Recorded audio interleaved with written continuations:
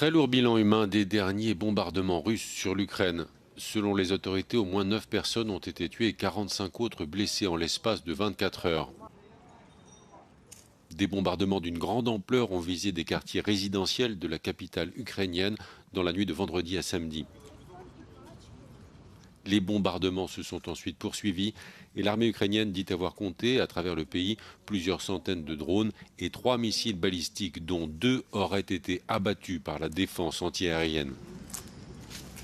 L'ambassade d'Azerbaïdjan à Kiev a été touchée dans un bombardement et Bakou a convoqué l'ambassadeur de Russie pour protester. De son côté, la Russie assure viser uniquement en Ukraine des installations du complexe militaro-industriel et énergétique. Dans le même temps, l'Ukraine dit avoir conduit des frappes en Crimée occupée sur un train militaire dans la région de Zaporijjia et contre des troupes russes dans la région de Kharkiv.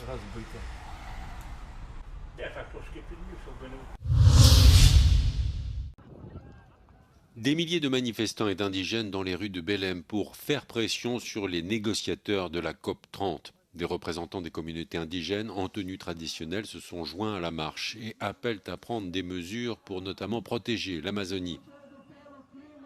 Les manifestants fustigent les énergies fossiles et des activistes du mouvement Fridays for Future réclament une plus grande représentation des jeunes dans les négociations. This is the future that we are talking about. It is about the survival of our species. And yet, the decision makers sitting at the table today, those in the negotiation panels, those who are at the blue zones and their air-conditioned rooms, are talking about, the people, and yet the actual victims, the actual communities are not in the table, are not in the conversation. C'est la première fois en 3 ans que des manifestants sont autorisés à protester à l'extérieur des négociations de l'ONU sur le climat.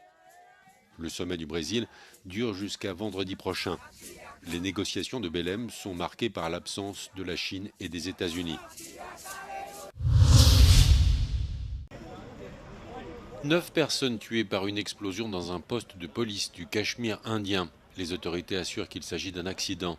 La police avait procédé à une perquisition en début de semaine dans la banlieue de Delhi et des explosifs y avaient été saisis. L'accident aurait eu lieu au moment de l'analyse des explosifs. Des membres de la police scientifique figurent parmi les victimes. La déflagration a fortement endommagé le bâtiment. Un groupe se présentant comme le Front antifasciste du peuple s'est dit à l'origine de l'explosion. De son côté, la police rejette la revendication. Le drame intervient 4 jours après l'explosion d'une voiture à New Delhi. 8 personnes avaient été tuées.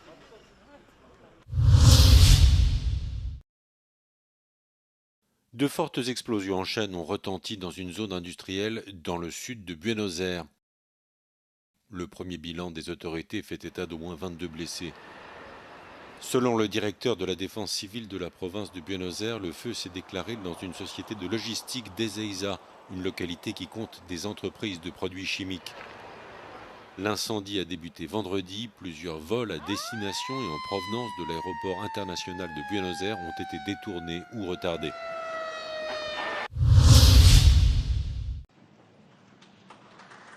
Le pape a reçu au Vatican quelques-unes des stars du monde du cinéma. Kate Blanchett, Monica Bellucci, Marco Bellocchio ou encore Stefania Sandrelli figuraient sur la liste des invités.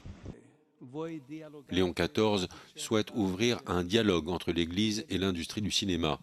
Le souverain pontife considère que le 7e art est un moyen de promouvoir les valeurs de l'humanisme. À l'issue d'une messe, les invités l'ont salué et parmi eux, le réalisateur américain Spike Lee a offert au pape un maillot de basket. Le pape assure que le cinéma met l'espoir en mouvement. Un peu plus tôt dans la semaine, Léon XIV avait révélé ses films préférés. Le pape a notamment cité It's a Wonderful Life, le film de Frank Capra de 1946, où un ange est envoyé du ciel pour venir en aide à un père désespéré, joué par James Stewart.